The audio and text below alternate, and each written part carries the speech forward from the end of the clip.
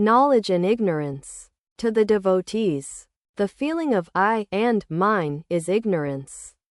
People say that Rani Rasmani built the Kali temple, but nobody says it was the work of God.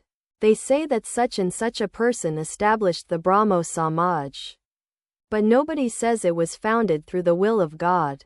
This feeling, I am the doer, is ignorance. On the contrary, the idea, O God, Thou art the doer and I am only an instrument, Thou art the operator and I am the machine, is knowledge. After attaining knowledge, a man says, O God, nothing belongs to me, neither this house of worship, nor this Kali temple, nor this Brahmo Samaj.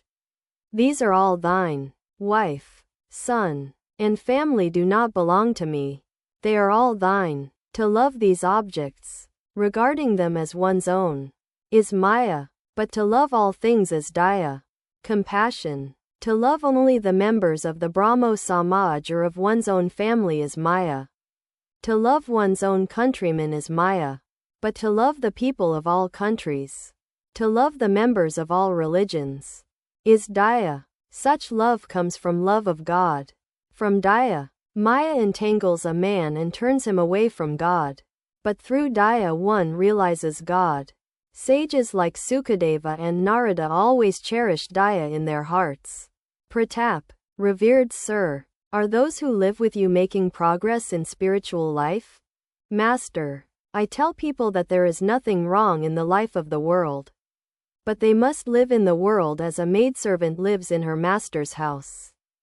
Referring to her master's house, she says, that is our house, but her real home is perhaps in a faraway village.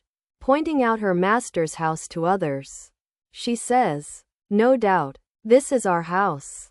But in her heart she knows very well that it doesn't belong to her and that her own house is in a faraway village. She brings up her master's son and says, my Hari has grown very naughty. Or, my Hari doesn't like sweets. Though she repeats, my Hari with her lips, yet she knows in her heart that Hari doesn't belong to her, that he is her master's son. Thus I say to those who visit me, why don't you live in the world? There is no harm in that, but always keep your mind on God. Know for certain that house, family and property are not yours.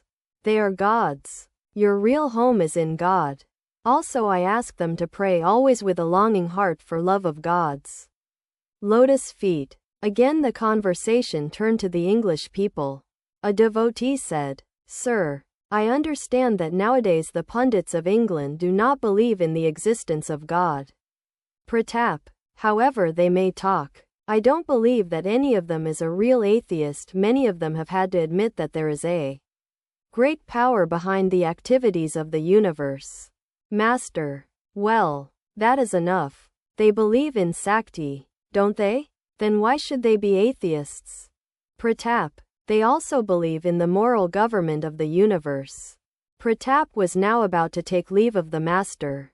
Master, to Pratap, what more shall I say to you? My only request is that you do not involve yourself in quarrels and dissensions anymore. Another thing, it is woman and gold that keeps men away from God. That is the barrier. Don't you find that everyone has nothing but praise for his own wife? All laugh. A wife may be good or bad, but if you ask her husband about her he will always say, oh, she is very good. At this point Pratap bade the master goodbye. He did not wait to hear the end of Sri Ramakrishna's words about the renunciation of woman and gold. Those burning words touched the hearts of the devotees and were carried away on the wind through the gently rustling leaves in the garden. A few minutes later Mani Malik said to Sri Ramakrishna, Sir, it is time for you to leave for Dakshineswar. Today Kashab's mother and the other ladies of his family are going to the temple garden to visit you. They will be hurt if they do not find you there. Kashab had passed away only a few months before. His old mother and his other relatives wanted to visit the master. Master, to Mani Malik, don't hurry me, please. I didn't sleep well. I can't rush. They are going to Dakshineswar. What am I to do about it? They will stroll in the garden and enjoy it thoroughly. After resting a little, the master was ready to leave for Dakshineswar. He was thinking of Surendra's welfare. He visited the different rooms, softly chanting the holy name of God. Suddenly he stood still and said, I didn't eat any luchi at mealtime. Bring me a little now.